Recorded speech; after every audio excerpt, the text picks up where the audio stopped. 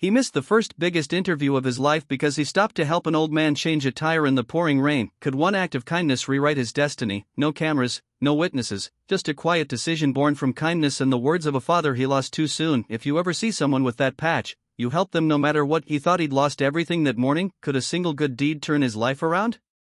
But what he didn't know was that the man he helped wasn't just any stranger, and the door he thought had closed forever, it was just the beginning. Welcome to Graceful Valor Stories, where tales of compassion and kindness are told. Let's uncover what really happened. Charlotte, North Carolina, early spring, the kind of morning where the clouds feel heavy, like they've been waiting all night to break open. Eli Walker stood by the mirror in his modest apartment, adjusting his tie for the fifth time. He didn't usually wear ties, but today wasn't usual. Today was everything. He took a step back and looked at himself in navy suit, white shirt, shoes polished until they caught the light. He looked sharp, but even so, he could feel it, that small tremor of nerves in his hands, the quick shallow breaths. He tried to slow down. At 24 years old, no connections, no fancy last name, just a dream and a shot. For 3 months, he had worked double shifts at the corner cafe, brewing coffee and stacking chairs long after midnight. Every dollar he saved went into the suit he was wearing, and the leather portfolio he now held like it contained his future. Inside were his resumes, letters of recommendation, and a market analysis he'd written himself. Emerging economies in Southeast Asia. Eli believed in it, and he hoped someone else would, too. The company he was interviewing for, Hayes Capital Group, was one of the biggest names in Charlotte. They rarely hired outside Ivy League circles, but somehow his application had made it through. It was a long shot, but it was his shot. Eli glanced at the clock, 7:52 a.m. The interview was at 9:30. He planned to get there before 8:45, plenty of time, he thought, just enough to settle his nerves, run through his talking points, and breathe. He slipped on his coat, slid the portfolio into a waterproof sleeve, and took one last look at his apartment. It was small, tight, the kind of place where the bathroom door didn't close all the way, but it had been home these last 4 years. Now, he hoped, maybe soon he'd outgrow it. He whispered under his breath, "Let's go," and stepped into the hallway. By the time he reached the subway exit uptown, the rain had begun. At first it was light, gentle, then it wasn't. Within 5 minutes, the skies cracked open, the streets shimmered with pooling water, umbrellas turned inside out, horns blared as traffic came to a crawl. Eli pulled his coat tighter and broke into a light jog. His shoes splashed through the growing puddles as he weaved between strangers darting for cover. 8:14 a.m. Still okay, he told himself. The plan had been to walk the last 6 blocks to Hayes Tower. But this was no regular rain. It was a full-on Carolina spring storm, unexpected and merciless. He ducked under the awning of a closed newsstand and opened his rideshare app. Nothing, all the cars were booked or offline. He refreshed again and again, still nothing. He tried the taxi app, no better luck. 8:23, he stepped back out into the storm, his hair carefully combed just an hour ago, flattened against his scalp, his dress pants soaked through,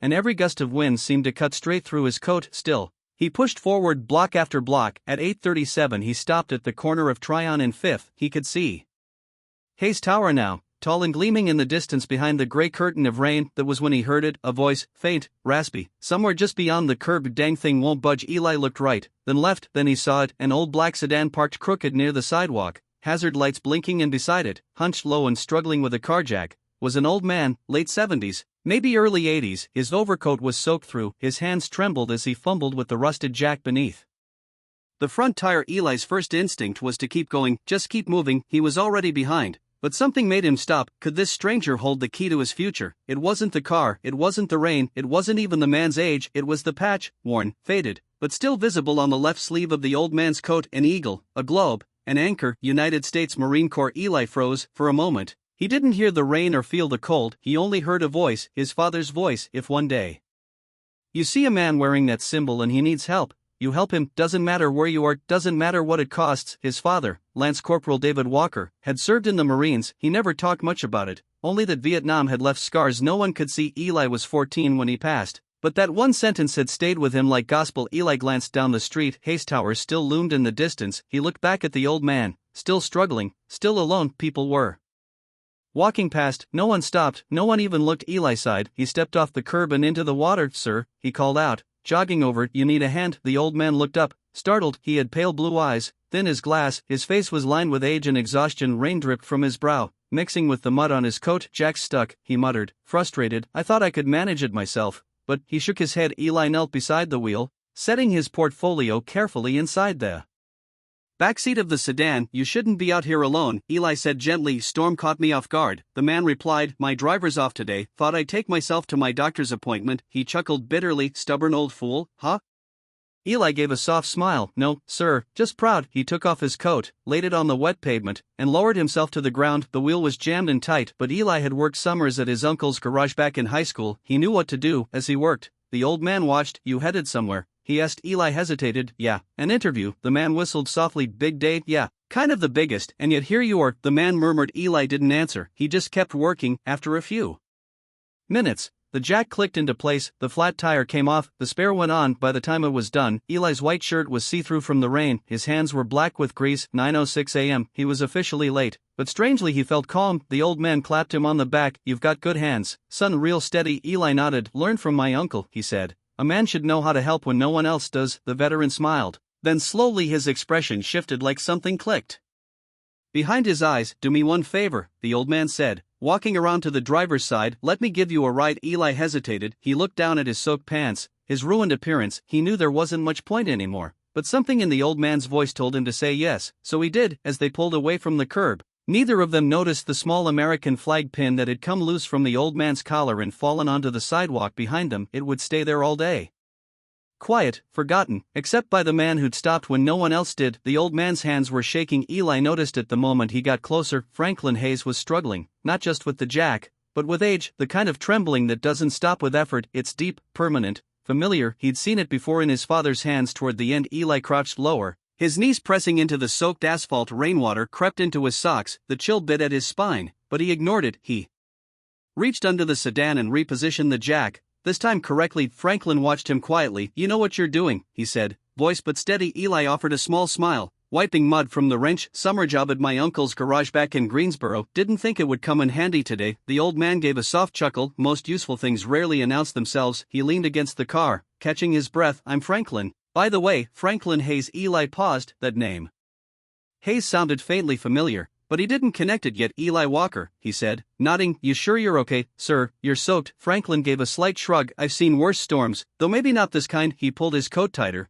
the Marine Corps patch still visible beneath the fold. Eli tightened the bolts on the spare tire, steady and deliberate. His hands worked through rain and grime like he wasn't even thinking about it, but inside, his mind was screaming, it's 9:08, you're not going to make it. The building was still 4 blocks away. He was soaked, late, and looked like a man who'd fallen in a ditch, and still, he didn't move faster, didn't rush because Franklin Hayes needed help, and something about him commanded respect. They stood in silence as Eli packed up the tools. Franklin glanced down at his coat, then at Eli. You said you were headed to an interview. Eli nodded, gently shaking water from his sleeves. Yeah, Hayes Capital Group. It was kind of a big one.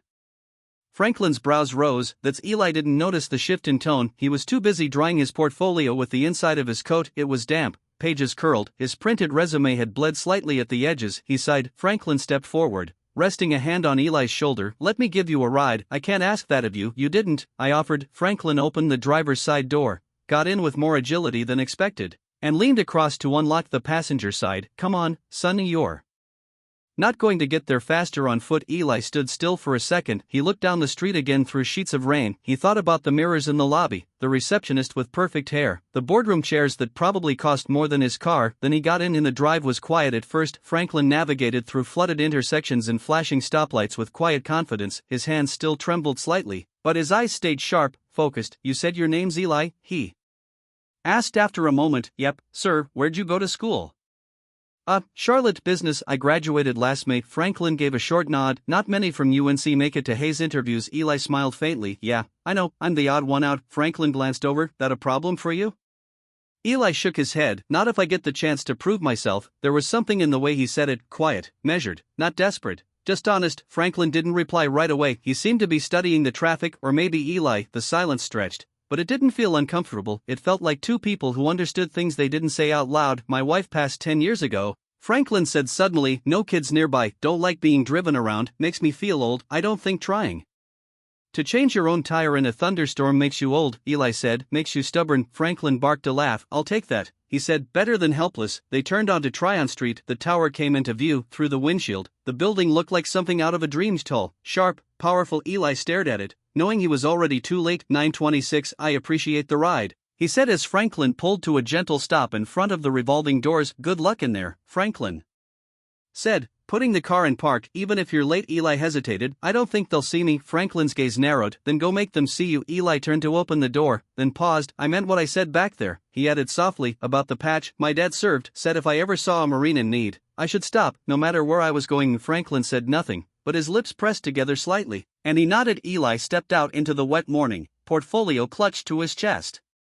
Inside the marble lobby, Eli felt the cold like a punch. The air conditioning hit his soaked clothes, and he couldn't stop shivering. Water dripped from his cuffs, his shoes squeaked against the polished floor. A receptionist looked up. She blinked once, then again. Her eyes scanned him from head to toe, expression unreadable. Good morning, Eli said, voice hoarse. I'm Eli Walker. I had an interview at 9:30. She glanced at the screen. Her voice was polite but firm. I'm sorry, Mr. Walker, you're past your scheduled time. Mr. Crenshaw has already begun seeing other candidates. I understand, Eli replied, but I had a situation. The woman didn't ask what she didn't need to. She could see it all. Soaked clothes, muddy shoes, streaks of road dirt on his hands. Perhaps you could leave your resume, she offered, and we'll contact you if another opportunity arises. Eli stood there, shoulders slumped. He reached into his portfolio and handed her a damp but intact copy of his resume. Then he paused. Would you mind telling Mr. Crenshaw I came and that I'm sorry for being late? I'll pass it along. He nodded. Thank you, and that was it. No handshake, no eye contact, no second chance. Eli turned and walked away. By the time he reached his apartment, the rain had stopped, the clouds were breaking, the sun peeked through like it hadn't ruined everything just an hour earlier. He sat down on his bed, still in the same soaked clothes, shoes still wet, tie still tight. His mother had texted twice asking how it went. He couldn't bring himself to answer. Eli stared at the ceiling. He didn't regret what he'd done, but it still hurt. The job could have changed everything, and all he had in return was a thank you from a tired old man and a ride in a muddy car. But he knew one thing for sure, he'd do it again. 2 days passed, the storm had lifted, but for Eli Walker, the sky still felt gray. He'd done what he believed was right, stopped to help a stranger in need, even if it cost him everything he had worked toward. But that didn't make rent easier, didn't make the silence from Hayes Capital less painful, didn't fill the void left by a dream that had slipped through his hands in the rain. He told his mom the truth. She was proud, but quiet. Eli knew what that meant. She was worried, just didn't want to show it. He spent the next 2 days scrolling job boards, rewriting cover letters, searching for another shot, but everything felt smaller. None of it carried the weight of what he'd lost. Then on the third morning, his phone rang, an unknown number, local area code. Eli hesitated before answering. Hello, Mr. Walker, a woman's voice replied, professional, warm. This is Rachel from Hayes Capital Group. We'd like to invite you to meet with our executive team this afternoon, if you're available. Eli blinked, stunned. I'm sorry, did you say Hayes Capital? Yes, sir, our offices are at 1200 South Tryon. Are you available at 2 today? Eli swallowed hard. I think there's been a mistake. I already had an interview there. I missed it. There was a pause, then the voice returned, calm and certain. Your name is Eli Walker, correct? Yes. Then there's no mistake. Mr. Hayes asked to meet with you directly. Eli's heart caught. Mr. Hayes? Yes, sir, the CEO. Another pause. I'll be there at 1:50. Eli stood in front of the building he thought he'd never walk into again. This time, the sky was clear, his suit was dry, his shoes polished again.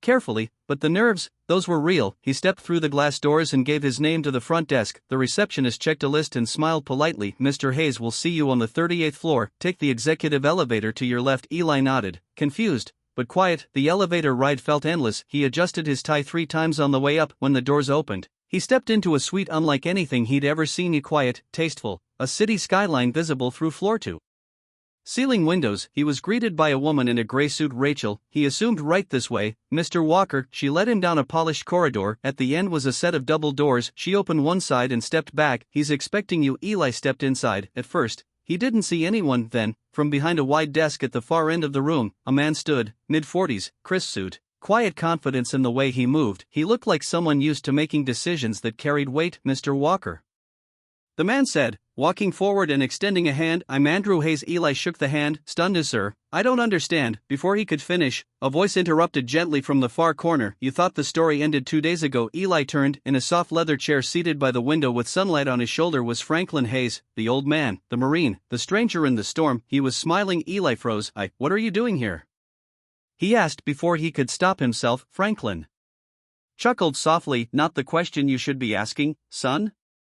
Andrew gestured toward the chair in front of his desk. Have a seat. Eli, still stunned, sat. Andrew remained standing, his tone even. My father rarely calls me, even when it's important. Franklin raised an eyebrow in agreement. That's true, Andrew continued, but 2 days ago, in the middle of a board meeting, My phone rang, it was him, and all he said was Andrew looked Eli straight in the eye. You need to meet this young man, don't let the world overlook someone like that. Eli's throat tightened, he glanced toward Franklin, who simply nodded once. I didn't know who he was, Eli said quietly. I swear I just saw the patch. I know, Franklin said, that's why it mattered. Andrew leaned back slightly against the desk, arms crossed. My father founded this firm with my grandfather, and he's been the moral compass behind every decision we've made, whether the world knows it or not. He paused, letting the weight of his words settle. 3 times in my life, he's told me to hire someone without looking at their resume. This is the third. Eli couldn't speak. Franklin finally broke the silence. I wasn't looking for a job application that day, he said softly, but I found something better. Eli's voice came out barely above a whisper. What was that? Franklin smiled. A man who didn't flinch when no one was watching, who ruined his best clothes, missed his biggest opportunity, and never once asked if it was worth it. He leaned forward, elbows on his knees. I don't need the best financial analyst, Eli, I need the right kind of person, and so does this firm. Eli looked down at his hands. They were still calloused from that morning, still a little stained even after scrubbing. I thought I failed, he said quietly. No, Andrew replied, you passed a test none of the other candidates even saw coming. He walked back around to his desk and picked up a folder. This isn't just a courtesy meeting, we're offering you a position, entry level, yes, but with mentorship from our top directors and access to leadership you wouldn't get anywhere else. Eli stared at him. Why me?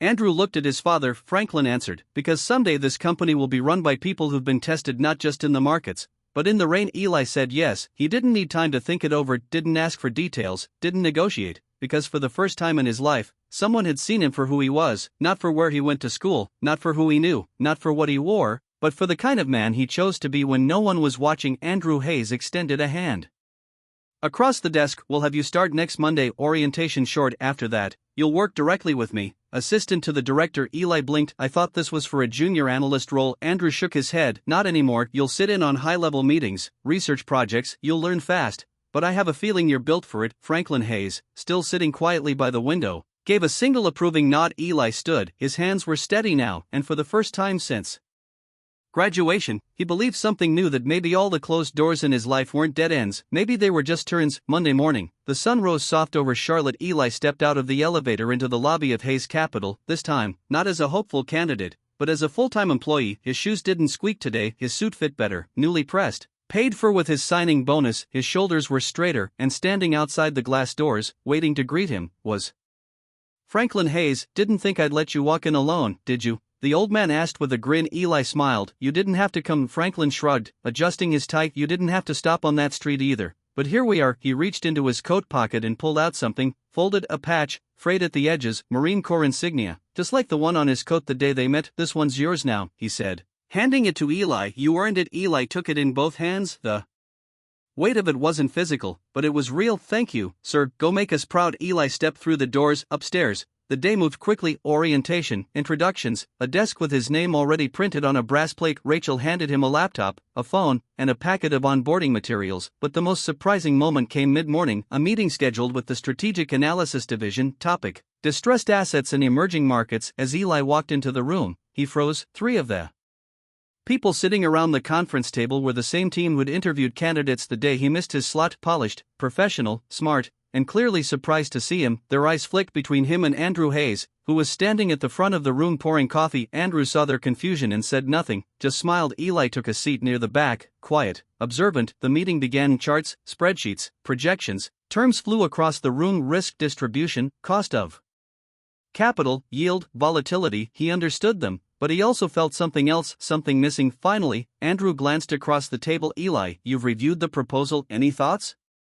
Heads turned, some skeptical, some curious. Eli cleared his throat. Yes, sir, I know the data says this region is high risk. He paused, then continued. I spent summers working in a garage. Places like the ones we're looking at now, they don't operate like a balance sheet. They survive because people believe the next day might be better than the last. If we walk in and strip assets without understanding the community we're entering, we're not just risking money, we're risking the company's name. The room fell quiet. One of the senior analysts spoke up, a touch dismissive. And your recommendation would be? Eli looked directly at Andrew. Partnership, not extraction. Start with infrastructure support, offer stability first, then scale. Andrew didn't respond immediately. He turned toward the window, then looked back at the group. We don't just need brains in this room, he said quietly, we need heart. Then he looked at Eli. Thank you. And just like that, the tone of the room shifted. Not Because Eli had outsmarted anyone, but because he had reminded them what this company was built on. In the weeks that followed, Eli settled into a rhythm: long hours, high expectations, but with every passing day, he found a new kind of confidence, not in being perfect, but in being real. He studied the markets, wrote memos, traveled with Andrew to 2 conferences, he even joined Franklin once a week for lunch. They didn't always talk about work, sometimes it was about life, the core, sometimes just about the rainy. Funny thing, Franklin said once over coffee, "You stopped for an old man that day, but truth is, I think I stopped for you." To Eli smiled, "What do you mean?"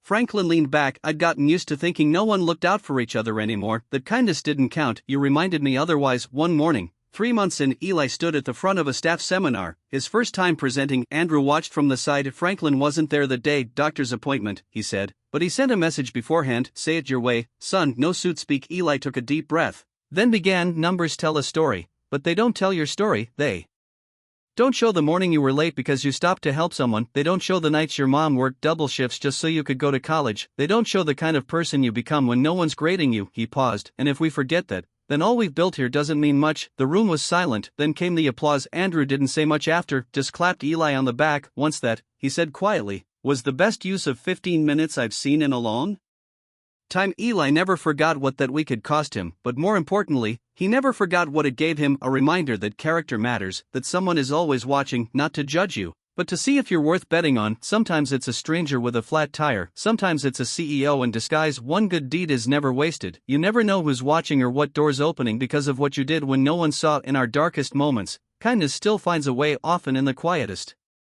places. Not everyone who helps wants recognition, some just need to know that today someone isn't going hungry, and sometimes that alone is enough to change a life. You may forget the story, but if no one retells it, history stays silent forever. Subscribe to Graceful Valor Stories, where justice is honored, kindness is remembered, and no act of quiet heroism is ever lost.